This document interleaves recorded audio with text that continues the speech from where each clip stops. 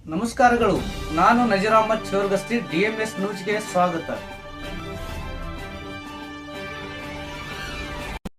ಬಸವನ ಬಾಗೇವಾಡಿಯಲ್ಲಿ ದಾಸ್ತಾವೇಜು ಬರಹಗಾರರಿಂದ ಪ್ರತಿಭಟನೆ. ದಾಸ್ತಾವೇಜು ಬರಹಗಾರರ ಸಹಿ ಕಡ್ಡಾಯಗೊಳಿಸುವಂತೆ ಸರ್ಕಾರಕ್ಕೆ ಮನವಿ. ವಿಜಯಪುರ ಜಿಲ್ಲೆಯ ಬಸವನ ಬಾಗೇವಾಡಿ ಪಟ್ಟಣದಲ್ಲಿ ಅಧಿಕೃತ ದಸ್ತು ಬರಹಗಾರರ ಕ್ಷೇಮಾಭಿವೃದ್ಧಿ ಟ್ರಸ್ಟ್ ವತಿಯಿಂದ ವಿವಿಧ ಬೇಡಿಕೆಗಳನ್ನು ಮುಂದಿಟ್ಟುಕೊಂಡು ಪ್ರತಿಭಟನೆ ನಡೆಸಲಾಯಿತು. ಬಸವನ ಬಾಗೇವಾಡಿ, ನಿಡಗುಂದಿ ಹಾಗೂ ಕೋಲಾರ ತಾಲೂಕಿನ ದಸ್ತು ಬರಹಗಾರರು ಪಟ್ಟಣದ ಬಸವೇಶ್ವರ ವೃತ್ತದಿಂದ ತಾಲೂಕು ದಂಡಾಧಿಕಾರಿಗಳ ಕಚೇರಿವರೆಗೆ ಪ್ರತಿಭಟನಾ ಮೆರವಣಿಗೆ ನಡೆಸಿ ಸರ್ಕಾರದ ಗಮನ ಸೆಳೆದರು. ನೋಂದಣಿ ಇಲಾಖೆಯಲ್ಲಿ ಪೇಪರ್ಲೆಸ್ ವ್ಯವಸ್ಥೆ ಜಾರಿ ಹಾಗೂ ಆನ್ಲೈನ್ ಪ್ರಕ್ರಿಯೆಯಿಂದ ಸಾರ್ವಜನಿಕರಿಗೆ ಎದುರಾಗುತ್ತಿರುವ ತೊಂದರೆಗಳನ್ನು ನಿವಾರಿಸುವಂತೆ ಪ್ರತಿಭಟನಾಕಾರರು ಆಗ್ರಹಿಸಿದರು. ಜೊತೆಗೆ ದಾಸ್ತಾವೇಜುಗಳಿಗೆ ಬರಹಗಾರರ ಸಹಿಯನ್ನ ಕಡ್ಡಾಯಗೊಳಿಸುವಂತೆ ಒತ್ತಾಯಿಸಿ ತಾಲೂಕು ದಂಡಾಧಿಕಾರಿಗಳ ಮೂಲಕ ಮುಖ್ಯಮಂತ್ರಿಗಳಿಗೆ ಮನವಿ ಪತ್ರ ಸಲ್ಲಿಸಿದರು. ಈ ಪ್ರತಿಭಟನೆಯಲ್ಲಿ ಟ್ರಸ್ಟ್ ಅಧ್ಯಕ್ಷರಾದ ಸುರೇಶ್ ಆರಿವಾಳ, ಅಶೋಕ್ ಆರಿವಾಳ, ಉಮೇಶ್ ಆರಿವಾಳ, ಪರೇಶ್ ಒಸ್ಮನಿ, ಶಿವಾನಂದ್ ಸಜ್ಜನ, ಶರಣು ಚೌರಿ, ರಾಜು ಅಳ್ಳೊಳ್ಳಿ, ದೇವನಗೌಡ ಬಿರಾದರ್, ಸಂಗನಗೌಡ ಪಾಟೀಲ್, ಚಿದಾನಂದ ಅಂಗಡಿ, ಶ್ರೀಶೈಲ ಬುಯಾರ್ ಸೇರಿದಂತೆ ಅನೇಕರು ಭಾಗವಹಿಸಿದ್ರು. ವರದಿ ಸಿದ್ದು ಜಮ್ಮಲದಿನ್ನಿ, DMS ನ್ಯೂಸ್, ಬಸವನ ಬಾಗೇವಾಡಿ. ಮೊದಲು ಅದನ್ನ ಸಕ್ಸೆಸ್ ಆಗಿ ನಡೆಯುವಂತ ಕೆಲಸದಲ್ಲಿ ಇತ್ತರಪ್ಪ ಅಂದ್ರೆ ನೀವು ಆನ್ಲೈನ್ ಮುಖಾಲ ಮಾಡ್ರಿ. ಈಗೆಲ್ಲ ಮಾಡಿರಿ, ನೀವು ಹಳಿ ಪಾನಿ ಉತ್ತಾರಿ ಮಾಡಿರಿ, ಹಳಿ ಡವ್ ಮಾಡಿರಿ. ಇವೆಲ್ಲ ಹಳಿ ಪಾನಿಗಳದ ಎಲ್ಲ ಸ್ಕ್ಯಾನ್ ಮಾಡ್ಕಿಸಿ ನಮ್ಗೆ ಕೊಡ್ಬೇಕಾದ್ರ ಅದ್ರ ಜೊತೆ ನಮ್ದು ಒಂದೇ ಡ ಇರ್ತದ, ಅದ್ರ ಜೋಡಿ ಒಂದ್ 2-3 ಡ ಸೇರಿರ್ತಾವ, ನಂಬರ್ ಸೀರಿಯಲ್ ವೈಸ್ ಬಿದ್ದಿರ್ತಾವ. ಅದನ್ನ ಒಂದೇ ಡ ಕೇಳಿದ್ರೆ ಅದ್ರ ಜೊತೆ ಇದ್ದದ್ದು ಎಲ್ಲಾನು ಕೊಟ್ರೆ ಒಂದು 100 ರೂಪಾಯಿ ಒಂದು ಡ ಕೊಡ್ಬೇಕಾಕದ್. ನಾವು ಮೊದಲ 2 ರೂಪಾಯಿಗೆ ಒಂದು ಡ ಇದ್ದಾಗ ಒಂದು 100 ರೂಪಾಯಿಗೆ ಒಂದು ಡ ರೈತರ ಮ್ಯಾಗ ಹೊರೆ ಹಾಕಾಕತ್ತೀರಿ. ಇಂತ ಎಲ್ಲ ಸರ್ಕಾರ ವಿಚಾರ ಮಾಡ್ಬೇಕು. ಯಾಕಂದ್ರೆ ಒಂದು ಪಾನ ಒಂದ್ ಡಾಕ್ ಒಂದೇ ಪಾನದಾಗ 3-4 ಡಗಳು ಇರ್ತಾವ. ಅದ್ರ ಸರಿಗೆ ಚಾರ್ಜ್ ನಾವು ಕಟ್ಬೇಕಾಗಿದೆ ಪರಿಸ್ಥಿತಿ.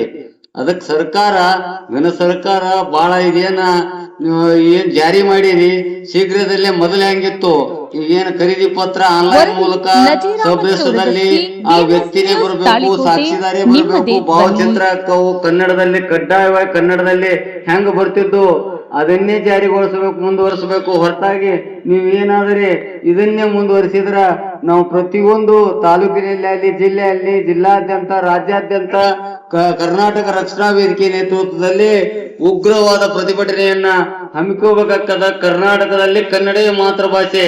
ಈಗ ಶಾಸಕ ಸಚಿವರುಗಳಿಗೆ ಕೆಲವೊಂದು ಶಾಸಕರಿಗೆ ಇಂಗ್ಲಿಷ್ ಓದಾಕ್ ಬರುದಿಲ್ಲ. 224 ಶಾಸಕರಿಗೆ ಏನ್ ಇಂಗ್ಲಿಷ್ ಓದ್ತಾರ್ರಿ ಅವರು? ಇನ್ ರೈತರ ಮಕ್ಕಳು ರೈತರು ಹೆಂಗ್ ಓದಬೇಕು ಪಾಪ? ಅವ್ರ ರೈತರಿಗೆ ಏನ್ ಇಂಗ್ಲಿಷ್ನ್ಯಾಗ ಏನ್ ಗೊತ್ತಾಗಬೇಕು? ಸಾಕ್ಷಿದಾರರಿಗೆ ಸಾಕ್ಷಿದಾರ ಸಹಿ ಸಂಖ್ಯೆ ಅವ್ರದ್ದು ಹೆಸರು ಸಂಖ್ಯೆ ಇಂಗ್ಲಿಷ್ನ್ಯಾಗ ಇರ್ತಾವ. ಎದಕ್ ಸಾಕ್ಷಿ ಮಾಡ್ಕೋತಾರ ಅನ್ನೋದೇ ಗೊತ್ತಾಗುದಿಲ್ಲ ಅವ್ರಿಗೆ. ಓದಾಕ್ ಏನೋ ಅಲ್ಪ ಸ್ವಲ್ಪ ಕನ್ನಡ ಕಲ್ತಾವ ನಮ್ಮ ರೈತರ ಮಕ್ಕಳು. ರೈತರು ಏನೋ 70 ಸಂಗಮೇಶ್ ಹುಲಿಕರ್ ಅವ್ರು ಹೇಳ್ದಂಗೆ 70% ರೈತರ ಮಕ್ಕಳು. ಈಗ ರೈತರ ಮಕ್ಕಳು ಕಡ್ಡಾಯವಾಗಿ ಏನ 70% ರೈತರ ಮಕ್ಕಳೇ ಇದೀವಿ ನಾವು. ಎಲ್ಲ ನೌಕರದಾರ ಸಂಖ್ಯೆ ಇಲ್ಲ. ಅದ್ರ ಸಲುವಂದ ಏನ್ ಇದನ್ನ ಜಾರಿ ಮಾಡಿರಿ ಕೂಡಲೇ ಘನ ಸರ್ಕಾರ ನಾಚಿಕೆ ಆಗ್ಬೇಕು ನಿಮ್ಗೊಂದು. ಘನ ಸರ್ಕಾರಕ್ಕೆ ಏನ್ ಹೇಳ್ತೀನಪ್ಪ ಅಂದ್ರ, ಮೊನ್ನೆ ತಾನೇ ತಮಿಳುನಾಡಿನಲ್ಲಿ ಆಯ್ಕೆ ಆದಂತ ಮುಖ್ಯಮಂತ್ರಿ ಈಗ ಸಾಲ ಮನ್ನಾ ಮಾಡ್ದ. ಸಾಲ 50,000 ರೂಪಾಯಿ ಸಾಲ ಮನ್ನಾ ಮಾಡ್ಕಿಸಿಂದ 5,000 ರೂಪಾಯಿ ಅನುದಾನ ಕೊಡ್ಲಾಕತ್ತ. ಅದು ನಿನ್ನೆ ಮೊನ್ನೆ ಆದ ಸರ್ಕಾರ. ಅದು ಸರ್ಕಾರ ಅಂತ ಯೋಜನೆಗಳನ್ನ ಜಾರಿ ತಗೊಂಬರ್ರಿ ನಿಮ್ ಸರ್ಕಾರಕ್ಕೆ. ನಾವು ಯಾವುದೇ ಸರ್ಕಾರ ಇರ್ಲಿ ಅಂತ ಯೋಜನೆಗಳನ್ನ ಸಾಲ ಮನ್ನಾ ಮಾಡುದು, ಸಾಲ ಮುಕ್ತವನ್ನಾಗಿ ಮಾಡುದು, ಇಂಥವೆಲ್ಲ ಜಾರಿ ತಗೊಂಬರ್ರಿ. ಆಗಲಾರ್ದು ಯಾವ ಕಂಟಿನ್ಯೂ ನಡೆಯಂತದ್ದು, ನಿರಂತರ ನಡೆಯಂತದ್ದು ಯಾವುದೇ ಯೋಜನೆ ಏನಂತಂದ್ರು ಕೂಡ ನಿಮ್ಗೆ ಸ್ವಾಗತಿಸ್ತೇವೆ. ಕೆಲವೊಂದು ವಿಷಯದಾಗ ನಿಮ್ಮ ಮೊದಲು ಮಾಡಿರಲ್ಲ, ಏನ್ ಆನ್ಲೈನ್ ಮೂಲಕ ಡ ಕೊಡುದು ಇದು ಮಾಡುದು, ಅದನ್ನೇ ಸ್ವಲ್ಪ ಇವೆಲ್ಲ ಒಳ್ಳೆ ಕೆಲಸವು.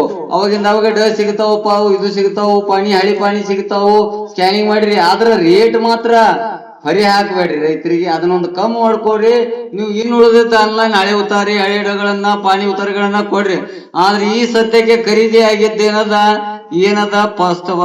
ಏನ್ ಖರೀದಿ ಪತ್ರ ಮೂಲಕ ಕೊಡುವ ರೈತರು ಬಾಂಧವ್ರಿಗೆ ಕನ್ನಡದಲ್ಲಿ, ಅದು ಕಡ್ಡಾಯ ಉತ್ತಾರಿ ಒಳಗ ಇಂಗ್ಲಿಷ್ನ್ಯಾಗ ಬರ್ಲಾಕತ್ತವಪ್ಪ ಅಂದ್ರ ಇದು ಆಂಗ್ಲ ಭಾಷೆ. ಈ ಆ್ಯಪ್ ಗಳನ್ನ ಇವೆಲ್ಲ ಡಿಜಿಟಲ್ ಏನ್ ಇದು ಅಮೆರಿಕ ಆಗಲ್ಲ. ಒಮ್ಮೆ ನಮ್ಮ ಕನ್ನಡಿಗರು ನಮ್ಮ ರೈತಾಪಿ ಜನರು ನಮ್ಮ ಜೊಲಿ ಬಹಳ ಹೆಚ್ಚದಾರ 70%ಗಿಂತ ಅಧಿಕ ಅದಾರ. ಅದ್ರ ಸಲುವಾಗಿ ಘನ ಸರ್ಕಾರಕ್ಕೆ ಕೊನೆಯದಾಗಿ ಎಚ್ಚರಿಕೆ, ಇನ್ನ ನಮ್ಮ ಸನ್ಮಾನ್ಯ ಶ್ರೀ ಟಿ ಎನ್ ನಾರಾಯಣಗೌಡ್ರ ನಜರಿಗೆ ಬಂದಿಲ್ಲ. ಇದೇನಾದ್ರೂ ನಜರಿಗೆ ಬಂದಿದ್ದೆ ಕರಿ ಆದ್ರೆ ಇಡೀ ರಾಜ್ಯಾದ್ಯಂತ ಹೊತ್ತಿ ಉರಿತದ. ಅದಕ್ಕೆ ಘನ ಸರ್ಕಾರ ನಾ ಏನ್ ಎಚ್ಚರಿಕೆ ಕೊಡ್ತೀನಪ್ಪ ಅಂದ್ರ, ಈಗಿಲ್ಲ ಇಲ್ಲಿ ಬಂದಂತ ದಸ್ತಾ ಬರಗಾರರ ಹೇಳ್ದಾಗ ಮಾತ್ರ ನಾವು ತಗೊಂಡ್ ನೋಡಿದಾಗ ನಮಗೂ ಹಾಕಿದ್ರು ಅವರು. ಹಿಂಗ ಆಂಗ್ಲ ಭಾಷೆದಲ್ಲಿ ಗೊತ್ತಾರಿ ಏನ್ ತಳತಳವಾದ ಮುತ್ತಿ ಆದ ಸಾವಿರಾರು ವರ್ಷಗಳು 12ನೇ ಶತಮಾನ ಹಿಡ್ಕೊಂಡು ಸಂಸ್ಕೃತಿ ಭಾಷೆಯಲ್ಲಿತ್ತು. ಅದಾದ ನಂತರ ಕನ್ನಡ ಭಾಷೆಯಲ್ಲಿ ಬಂದದ. ಈ ಹೋಯ್ಕೇಶಿನ ಆಂಗ್ಲ ಭಾಷೆಯಲ್ಲಿ ಇದನ್ನೇನು ಆಸ್ಟ್ರೇಲಿಯಾ, ಅಮೆರಿಕಾ ಇಂಥದ್ದು ಜಪಾನ್ ಮಾಡೋರದಿರ. ಅದಕ್ಕೆ ಘನ ಸರ್ಕಾರದವ್ರು ನಾವೇನ್ ಹೇಳ್ತೀನಿ, ಕರ್ನಾಟಕದಲ್ಲಿ ಕನ್ನಡವೇ ಮಾತೃಭಾಷೆ, ಕನ್ನಡದಲ್ಲೇ ಪ್ರತಿಯೊಂದು ಕಾಗದ ಪತ್ರಗಳು ಕನ್ನಡದಲ್ಲೇ ಬರಬೇಕು. ಕನ್ನಡ ಬಿಟ್ಟು ಮತ್ತೊಂದು ಅಕ್ಷರ ಬಳಕೆ ಆದ್ರ ನಾವು ಎಲ್ಲ ಸರ್ಕಾರಕ್ಕೂ ಎಲ್ಲದಕ್ಕೂ ಸಿದ್ಧ, ಸ್ನೇಹಕ್ಕೂ ಸಿದ್ಧ, ಸಮರಕ್ಕೂ ಬದ್ಧ ಅನ್ನುವಂತ ತತ್ವ ಸಿದ್ಧಾಂತ ಅಡಿಯಲ್ಲಿ ಕರ್ನಾಟಕ ರಕ್ಷಣಾ ವೇದಿಕೆ ಜಿಲ್ಲಾದ್ಯಂತ ರಾಜ್ಯಾದ್ಯಂತ ಪ್ರತಿಭಟನೆ ಮಾಡುವುದರ ಮೂಲಕ ಈಗ ದಸ್ತಾ ಬರಗಾರರು, ಆನ್ಲೈನ್ ಸೆಂಟರ್ದವರು ಇದನ್ನ ಮಾಹಿತಿ ನೀಡಿ ಪಾಪ ಅವ್ರಿಗೆ ಬೇಕಾಗಿದ್ದಲ್ಲ ಬಡ ಜನರ ರೈತರಿಗೆ ಅನ್ಯಾಯ ಆಗ್ಲಾಕತ್ತದಪ್ಪ, ನಮಗೆ ಅವ್ರಿಗೆ ಓದಕ್ಕೆ ಬರೋದಿಲ್ಲ, ಸಹಿ ಮಾಡಿದ್ರೆ ಮಾಡೋಲ್ರತ್ತೆ ಕಿಸಿನ ಅಂದಾಗ ಮಾತ್ರ ಅವ್ರ ಸ್ವಾರ್ಥಕ್ಕಾಗಿ ಮಾಡಾಕತ್ತಿಲ್ಲ.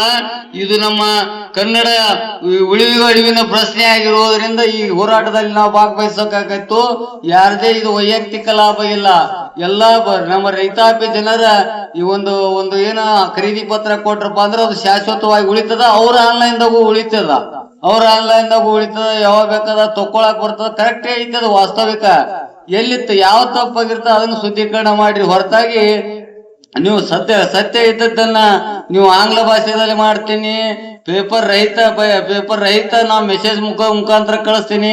ಯಾರ ಬಲ್ಲಿ ರೈತರ ಬಲ್ಲಿ ದೊಡ್ಡ ಫೋನ್ ಇರ್ತಾವ, ರೈತರಿಗೆ ಯಾರಿಗೆ ಮೆಸೇಜ್ ಓದಾಕ್ ಬರ್ತದ ಪಾಪ. ಎಲ್ಲರ ಮನ್ಯಾಗು ಎಲ್ಲರೂ ಕಲ್ತವ್ರು ಇರುದಿಲ್ಲ ರೈತರ ಮನ್ಯಾಗ. ಕೆಲವೊಬ್ರು ಮಕ್ಕಳು ಕಲ್ತವ್ರು ಇರ್ತಾರ, ಓದ್ತಾರ. ಎಲ್ಲರ ಮನ್ಯಾಗ 75% ರೈತರಷ್ಟು ಅವ್ರಿಗೆ ಎಷ್ಟು ಅನ್ಯಾಯ ಆಗ್ಯದ. ಅದಕ್ಕೆ ಇನ್ನೇಗ ಹೇಳಿದ್ರು ದಾರಿಯು ಇಂಥ ಸಮಸ್ಯೆಗಳನ್ನ ಮತ್ತಿಂಥವು ಏನು ಸಾಲ ಮನ್ನಾ ಮಾಡುದು ಮತ್ತು ರೈತಾಪಿ ಜನರಿಗೆ ಏನ್ ಅನುಕೂಲ ಆಗ್ಬೇಕಾಗ್ಯದ, ರಸ್ತೆಗಳೇ ಬಾಳ ತೊಂದರೆ ಆಗ್ಯಾವ, ಅಂತವಕೂರ್ನೆಲ್ಲ ಮಾಡುದು ಬಿಟ್ಟು ರೈತರಿಗೆ ಕರೆಕ್ಟ್ ನಡೆದ. ಈಗ ಆನ್ಲೈನ್ ಏನೂ ತಪ್ಪಿಲ್ಲ. ಈಗ ಕ್ಯಾಂಡಿಡೇಟ್ ಬಂದು ಮುಂದೆ ಕೂತು ಸಹಿ ಮಾಡಿದಾಗ ಮಾತ್ರ ಫೋಟೋ ಭಾವಚಿತ್ರ ಸಮೇತ, ಸಾಕ್ಷಿದಾರ ಸಮೇತ, ಭಾವಚಿತ್ರ ಸಮೇತ ನೀವು ಇದು ಕೊಡ್ತೀರಿ ಖರೀದಿ ಪತ್ರ. ಅದು ಆನ್ಲೈನ್ ರೈತ ತಿಳ್ಕಿಸಿಂದ ಏನ್ ಮಾಡಿರಲ್ಲ, ಅದು ನಿಮ್ ಘನ ಸರ್ಕಾರ ವೈಫಲ್ಯತೆ ಎದ್ದು ತೋರ್ಸಾಕತ್ತದ. ನಿಮ್ಮ ವೈಫಲ್ಯತೆಯನ್ನ ಯಥಾಸ್ಥಿತಿಯನ್ನ ಮುಂದುವರಿಸಿರಿ ಅಂತ ತಿಳ್ಕಿಸಿದ. ಈ ಸಂದರ್ಭದಲ್ಲಿ ಕರ್ನಾಟಕ ರಕ್ಷಣಾ ವೇದಿಕೆಯಿಂದ ಆಗ್ರಹಿಸಿ ನಮ್ಮನ್ನ ಎಲ್ಲರೂ ಈ ಹೋರಾಟದಲ್ಲಿ ಎಲ್ಲ ರೈತ ಬಾಂಧವರು ಎಲ್ಲರಿಗೂ ಮತ್ತು ದಸ್ತಾ ಬರಗಾರರು, ಆನ್ಲೈನ್ ಮುಖಂಡರು ಮತ್ತು ಪತ್ರಕರ್ತರಿಗೆ ಎಲ್ಲರಿಗೂ ನಮಸ್ಕರಿಸುತ್ತಾ ನನ್ನೊಂದೆರಡು ಮಾತು ಮುಗಿಸುತ್ತೇನೆ. ಜೈ ಬಸವೇಶ, ಜೈ ಕನ್ನಡಾಂಬೆ.